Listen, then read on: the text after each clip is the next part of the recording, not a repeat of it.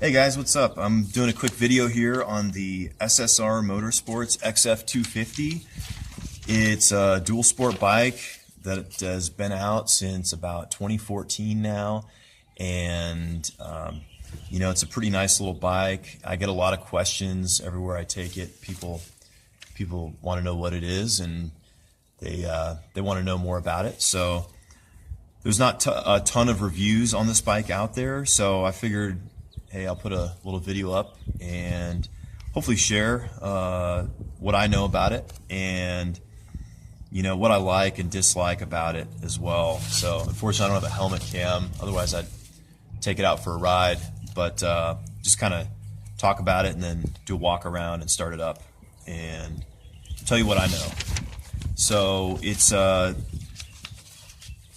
bike that's imported by SSR Motorsports. If you guys have heard of them, they're generally known for importing some of the pit bikes and ATVs from China, usually the better quality ones. So they bring some good bikes in. Also, they're the importers of Benelli. So this bike comes from the same company that's building Benelli street bikes right now.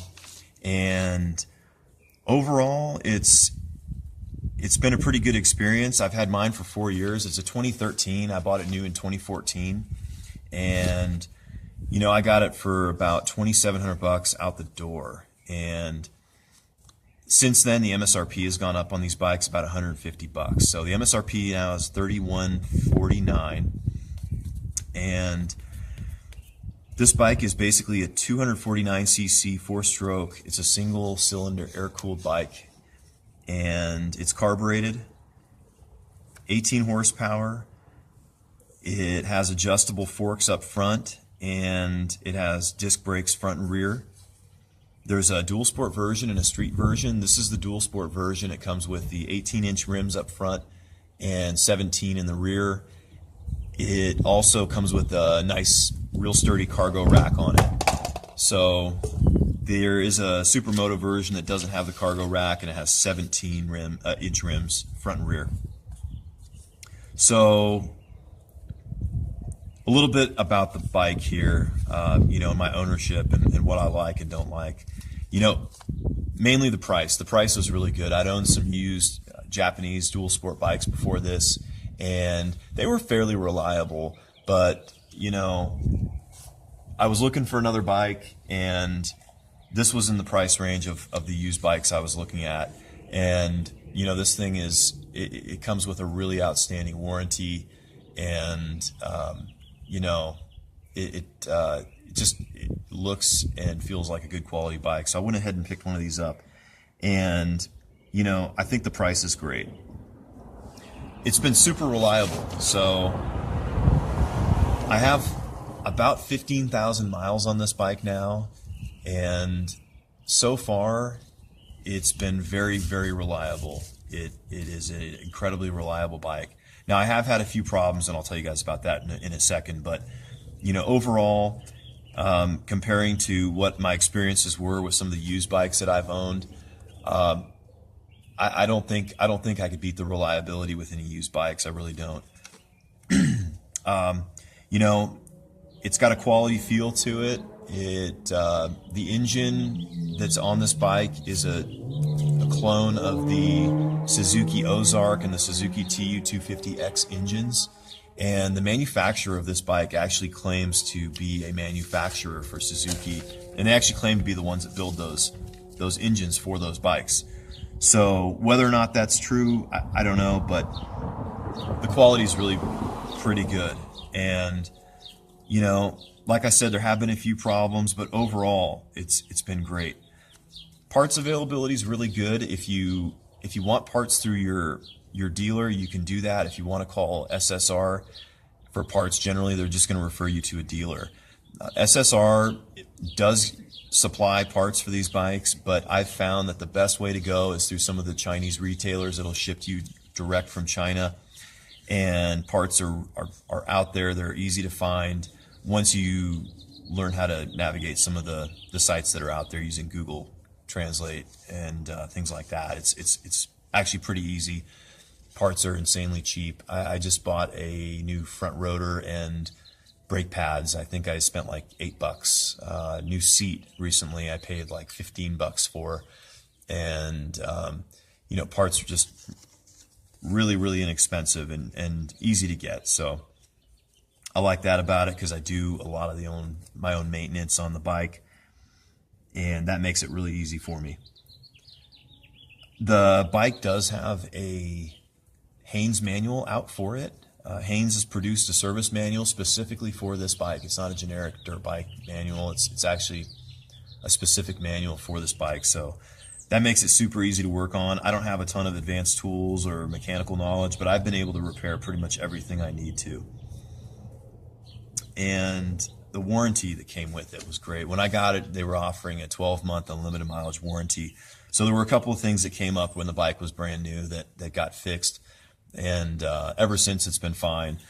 This bike was in the first batch of this new model to come over. And so there were a few issues that came up when the bike was brand new. But ever since getting everything covered under warranty, it's been great for several years now. So super reliable, and just a good all-around bike. I mean, it's not super fast or, you know, something you're going to jump off-road and do anything crazy with, but overall, all around, it gets the job done, and so I really like it.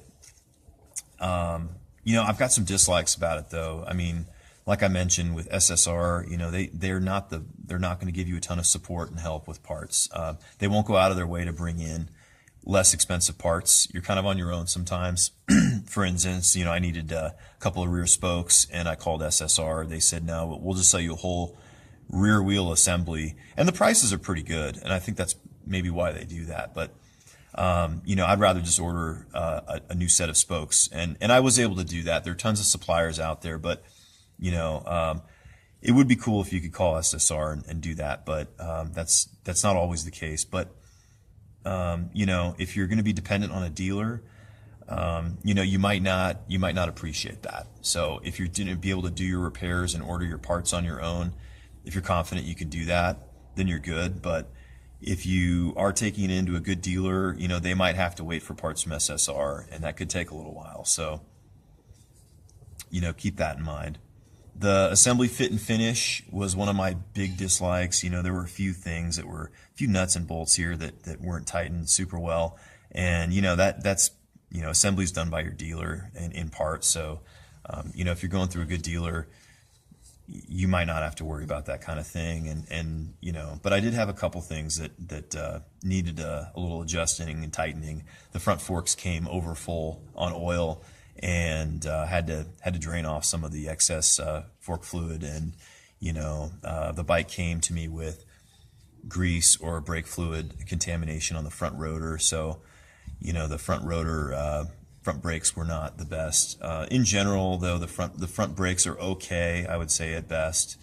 The rear disc brake is great, but for off-road use, you know, the front and rear brakes both seem to be fine. But on road, the front brake is just sort of mediocre, I would say, at best. But it does get the job done. There's no kickstart on the bike. That's another dislike of mine. I do wish there was a kickstart. Also, the bike did not come with a gas gauge or a trip meter. So if you buy one today, it does come with a gas gauge, but they still don't have the trip meter as far as I know.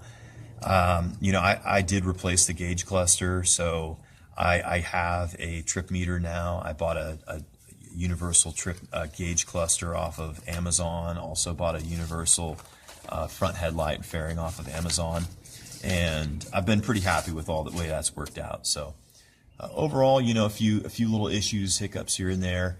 Again, it was all stuff that came up right at the purchase of the bike for the most part. And you know, I did have I'd say the biggest problem I had, there was the timing chain wasn't tensioned properly, so I did have a timing chain issue with the bike when it was brand new.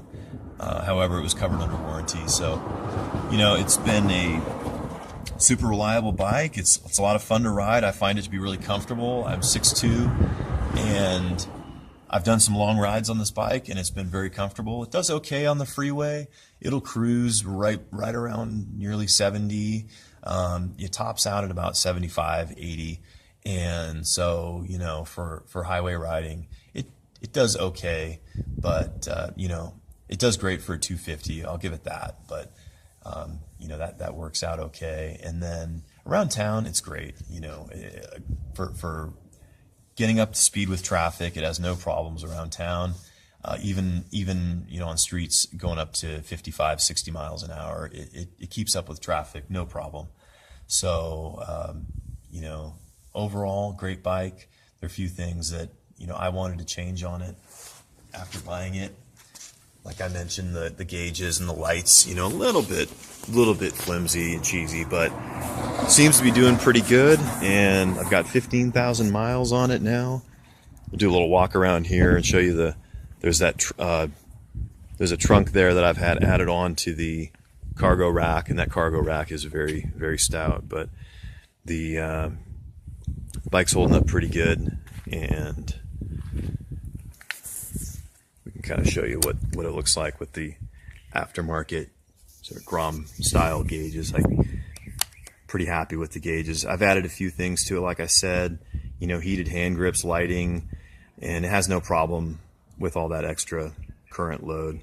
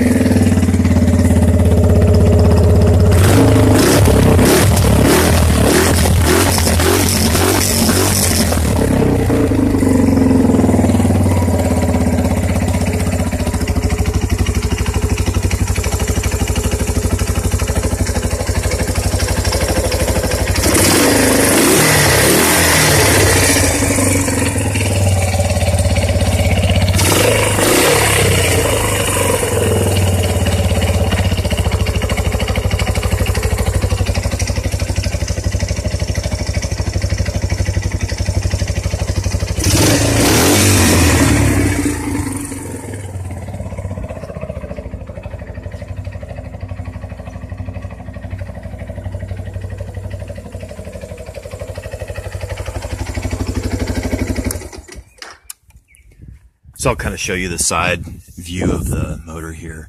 For your valve inspections, very, very accessible, very easy to maintain.